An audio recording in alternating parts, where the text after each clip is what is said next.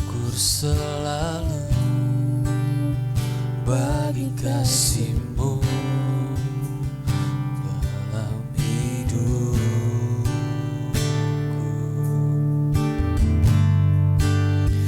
Takkan ku ragu atas rencana-Mu untuk masa depan.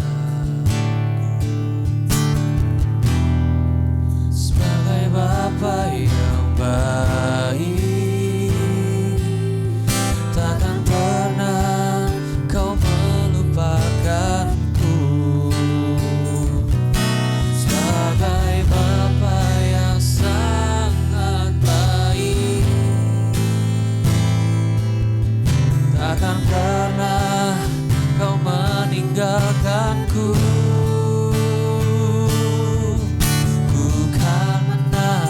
Dan bersuka karena-Mu, oh Yesusku, dan ku kan minum air-Mu sebagai rusa rindu selalu.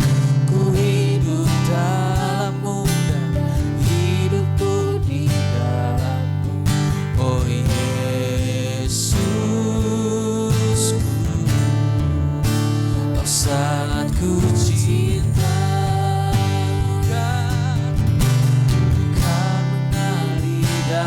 bersuka karena-Mu, oh Yesusku, dan ku kan minum air-Mu sebagai rusa rindu selalu. Ku hidup dalam-Mu dan hidupku di dalam-Mu, oh Yesusku. Kau sangat ku cinta,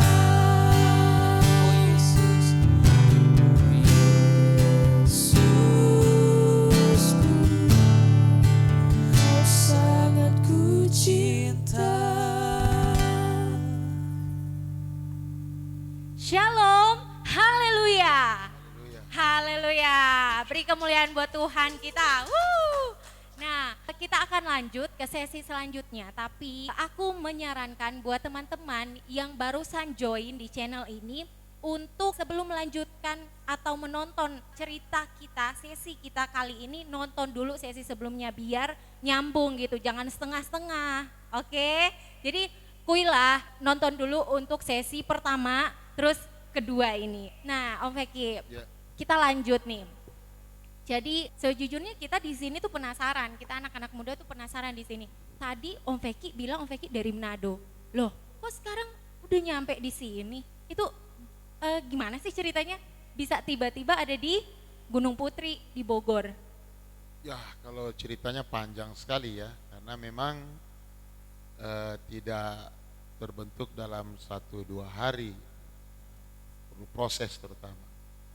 Ketika saya selesai SMA tahun 88, saya punya kerinduan untuk datang ke Jakarta ini dengan satu tujuan, yaitu jadi pelaut. Malah yang ada dalam hati saya itu untuk menjadi salah satu tentara nasional Indonesia, terutama yaitu Angkatan Laut. Oke. Ya, dengan berbekal pengalaman dulu waktu SMA, mempelajari kepemimpinan di SMA, bahkan tahun 86 saya salah satu pengibar bendera di Sulawesi Tengah, Paskibraka waktu itu. Oke, Ya, Palu ya? Di Palu. Oke, Ya. oke. Dan saya waktu itu cuma sampai di pengibar bendera di provinsi. Ya, teman saya yang sudah almarhum, yang pilot itu yang ke Jakarta tahun 86.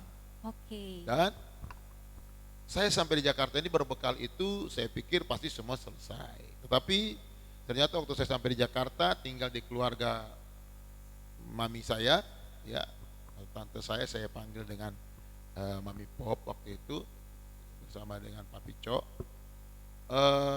Satu, saya berpikir saya pasti akan sekolah pelaut. Tetapi menunggu saya harus masuk jadi pelaut, itu saya teringat kalau saya itu pernah bernasar Nazarnya apa sih? Nasarnya itu waktu saya keluar dari Sulawesi, saya itu sempat puasa 3 hari 3 malam itu bersama dengan beberapa hamba Tuhan di satu daerah yang di Palu itu terkenal dulu, namanya kebun kopi. Ya. Oke, itu kalau nggak salah ingat itu agak tempat yang serem gitu ya. Serem ya, Serem yang ya. sering kenal dengan tempatnya makhluk halus ya. Nah, sekarang sudah jadi jalan yang lebar.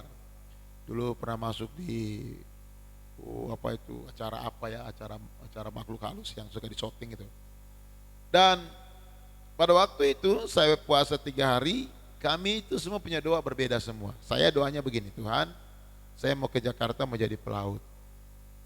Tapi kalau seandainya Tuhan mau saya jadi hamba Tuhan, biar Tuhan tutup pintu untuk jadi pelaut. Nah, lalu itu ditunjang karena memang saya dulu pernah bernasar ketika ini pun orang tua tidak tahu, cuma saya sendiri dengan Tuhan yang tahu. Ketika saya disuruh untuk mengambil kayu bakar, ke zaman dulu kan bukan kompor ya, kayu bakar ya, pakai tungku ya. Akhirnya saya bawa dengan perahu. Waktu saya muat kayu itu gelombang laut itu tidak terlalu tinggi, jadi biasa aja, tenang seperti air di baskom. Jadi saya berani itu isi perahu itu, jaraknya air dengan perahu itu cuma paling 20 cm. Nah, jadi saya pikir 20 cm ini karena airnya tenang nggak mungkin tenggelam. Jadi saya kalau naik perahu, dan perahu yang saya pakai itu tidak pakai imbangan kiri kanan loh, satu kayak kano, ya satu itu. Dan saya mahir dengan kano itu. Kalau mendayung apapun saya bisa, karena memang papa kan pelaut jadi diajar semuanya. Dan begitu saya muat, saya keluar dari antara perusahaan dengan rumah saya itu jaraknya kira-kira setengah kilo lah ya. Jadi kita cuma keluar dari laut itu, masuk lagi ke depan rumah. Tetapi saat itu, waktu saya keluar dari perusahaan itu, mendorong perahu itu angin bawa ke tengah laut. Saya masih SMP kelas 2, saya ingat. Itu posisinya hanya sendiri gitu? Sendiri, jadi sendiri, ini perahu, ini penuh kayu bakar. Saya dayung, malah arusnya kencang, saya malah semakin keluar, bukan semakin dekat, jauh dari darat. Saya bilang ini bahaya ini. Saya berdoa, Tuhan tolong biar saya tidak tenggelam, apalagi ombak mulai tinggi kan, cuma segini dari air kan, ini satu kali ombak hantam tenggelam kan. Ya, waktu saya berdoa tidak ada jawaban. Tapi waktu saya bilang begini, Tuhan begini, kalau saya sampai di darat dan saya tidak hanyut, saya mau menjadi hamba-Mu. Itu yang saya ingat. Saya bernasar, tapi ketika saya SMA dengan figur, ya, pemain voli, basket, pokoknya semua lah, ya, saya semua, pokoknya yang ada bola kecuali bola bowling, saya nggak bisa. Ya, kalau yang namanya, ya, bola golf saya nggak bisa. Ya, tapi kalau namanya basket, voli, ya, bola kaki, bulu tangkis, udah deh. Apalagi bola takraw, salto di atas, wah, itu dulu menjadi kerinduan yang luar biasa.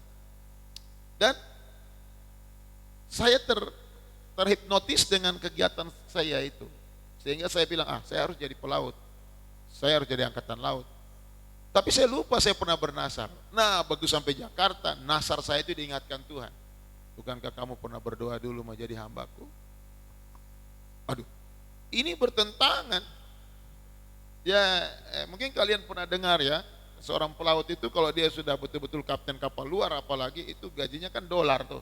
Udah terbayangkan di otak ini, waduh ini, Masa depan ini cerah pasti ini, gitu ya. iya, waduh ini masa depan cerah ini. Paling tidak cuma tinggalnya di Singapura terakhir, enggak tembus Indonesia kan begitu. Wah. Tapi Tuhan itu luar biasa. Dia ingatkan waktu saya doa pagi, lalu saya tanya sama mami saya ingin tes. Kenapa? Saya tahu bahwa bulan itu sudah tidak ada lagi sekolah Alkitab yang mulai, karena sudah mulai. Sudah nggak ada lagi yang masih buka pendaftaran. Jadi saya pikir, saya pura-pura tes aja lah. Memang sudah enggak ada. Yang jelas saya pasti sekolah pelaut. Karena saya bilang sama doa waktu doa puasa kan, kalau Tuhan saya tidak, Tuhan setuju sekolah pelaut, buka jalan untuk sekolah Alkitab. Nah saya ngetes Tuhan di mana? Di sekolah Alkitab sudah pada mulai, saya ngetes. Karena pasti jawaban tante saya, sudah enggak ada sekolah Alkitab, sudah pada mulai. Pasti jawabannya. Gak mungkin gitu. Gak mungkin. Iya, iya. Pastilah jawaban hati saya pelaut lah, gitu kan? Tapi ternyata berbeda. Waktu saya tanya mami saya, ya, mami, ini mami saya, adik mami lah. Mami, sekolah kita masih buka. Waduh, sudah nggak ada. Kenapa? Sudah nggak ada, sudah mulai. Ini kan sudah Agustus. Oh, puji Tuhan, dalam hati saya kan. Berarti memang pelaut, ya kan? Tapi tiba-tiba mami saya bilang gini, ada satu yang masih belum. Saya bilang, waduh, satu. Ini masih belum. Ini yang Padahal iseng doang ya. iseng, maksud saya itu sudahlah, pasti jawaban sekolah pelaut lah. Ini doa saya kan berarti gitu. Ada Beji, sekolah kita Batu Malang. Loh, kenapa di sekolah kita ini belum? Ya kan? Dalam hati saya kan begitu. Ya, akhirnya saya bilang, aduh kalau begitu ini panggilan daripada saya sekolah pelaut kalau tiba-tiba ditelang ikan besar kayak Yunus, ya kan? Nah, kalau ikan besar yang telan saya, kalau ikan teri sakit sekali itu kan? Iya dia bagi-bagi. Nah, dan hari itu saya bilang sama mami, saya mau sekolah Alkitab berarti. Akhirnya saya berangkat sekolah Alkitab. Saya kasih tahu di Palu sama orang tua di Palu. Saya nggak jadi naik kapal, saya sekolah Alkitab saja. Dan akhirnya saya sekolah Alkitab, tahun 89 saya selesai tingkat 1, saya praktek di Sidoarjo. Tahun 90 saya masuk lagi, 91 saya selesai tingkat 2, saya datang ke Jakarta, Jawa Barat. Nah, sampai hari ini ya banyak tantangan dalam pelayanan. Tapi sampai hari ini tetap ada di Jawa Barat. Dan seterusnya sampai bertemu dengan Ibu Gembala di Jawa Barat ini. Wah, jadi cintanya bertemu di Jawa Jawa Barat. Barat. Oke, baik. Kayak sinetron ya. Oke. Nah, apa? Bogor Love City. Oke, boleh. Nah, Om Feki bilang tuh kalau abis sekolah Alkitab memang Tuhan tempatkan itu langsung oke, Fek, kamu harus di Gunung Putri atau sebelumnya ada kemana dulu gitu? Tidak langsung di Gunung Putri ya. Pada saat itu SK atau surat kuasa yang diberikan kepada kami, surat mandat lah, itu di satu tempat yang namanya di Tangerang. Jauh di Balaraja, ya jauh sekali, ya.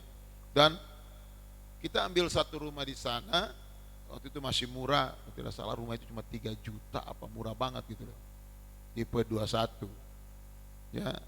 Tapi tidak tenang karena jauh sekali. Saya sudah coba untuk renovasi rumah itu dan akhirnya kita jual lagi karena memang rumahnya ada tapi tidak ada orang tinggal. Rumah banyak sekali itu, ada ribuan kali, tapi satu pun yang tinggal belum ada. Ya, siapa yang kita layani kan?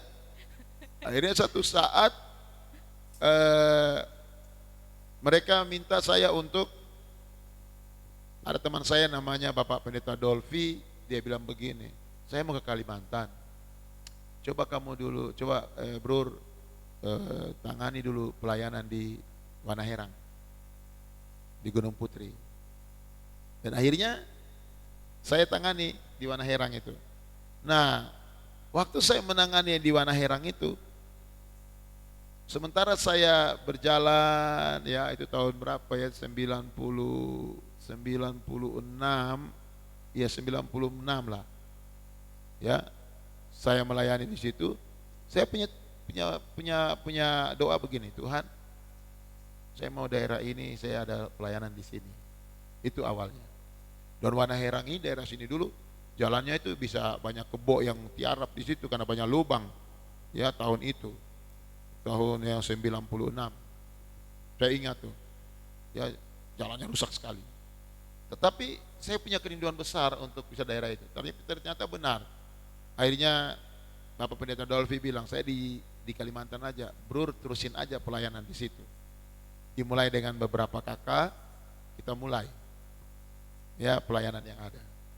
Ya seterusnya sampai mengalami beberapa kali resolusi dan akhirnya pelayanan itu bertumbuh di sini. Ya seperti itu. Ya. Oh, jadi gitu ya Om Feki. Nah, jadi dari cerita Om Feki tadi, aku sih mengambil kesimpulan berarti dalam Tuhan balik lagi. Segala rencana manusia itu manusia itu hanya bisa merencanakan, tapi kembali lagi ke kehendak Tuhan. Kehendak Tuhan yang jadi atas kita, kayak gembala kita maunya jadi pelaut, tiba-tiba udah direncanakan nih. Bahkan sampai tadi kan bilangnya udah iseng-iseng nih ceritanya kan, udah iseng-iseng nanya gitu sekolah Alkitab, padahal udah tahu nih pada tutup. Nggak taunya kembali lagi rancangan Tuhan adalah damai sejahtera yang memberi hari depan yang penuh harapan, ya kan? Nah, yang kedua itu berbicara tentang iman. Iman. Om Feki kan tadi bilang, aku mau di tanah ini nih. Itu kan bentuk iman. Nah, aku percaya sih, iman orang benar itu besar kuasanya, ya kan? Jadi di Alkitab aja bilang iman sebesar biji sesawi dapat memindahkan gunung. Puji Tuhan, terima kasih untuk sesi kedua ini. Terima kasih. Tuhan Yesus memberkati. Sama, Tuhan memberkati. Ya, jadi buat teman-teman sekali lagi untuk kalian yang belum subscribe channel kita, aku saranin untuk subscribe dan juga kasih komen kalau seandainya kalian ingin pertanyaan yang mau dijawab oleh gembala kita, bisa langsung aja. Oke, terima kasih, Tuhan memberkati.